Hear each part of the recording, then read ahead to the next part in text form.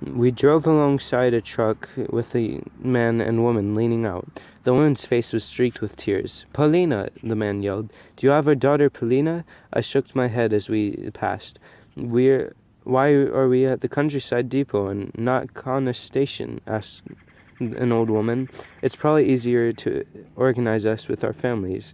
The main station is so busy, said Mother. Mother's voice lacked certainty. She was trying to convince herself.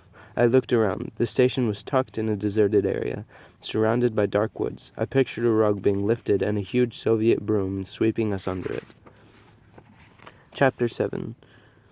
"Davai," yelled an NKVD officer as he opened the back of the gate of the truck.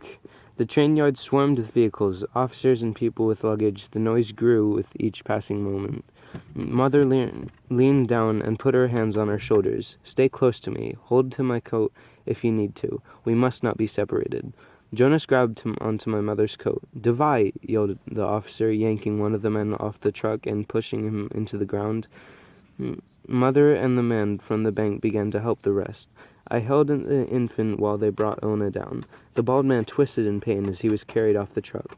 The man from the bank approached an NKVD officer. "We have people who need medical attention. Please get a doctor." The officer ignored him. "Doctor, nurse, we need medical assistance," shouted the man into the crowd. The officer grabbed the man from the bank, stuck a rifle in his back, and began to march him away. "My luggage!" he yelled. The librarian grabbed the man's suitcase, but before she could run to him, he had disappeared into the crowd. A Lithuanian woman stopped and said she was a nurse. She began tending to Ona and the bald man while we all stood in a circle around them. The train yard was dusty. Ona's bare feet were already caked in dirt. Hordes of people passed by, threading through one another with desperate faces.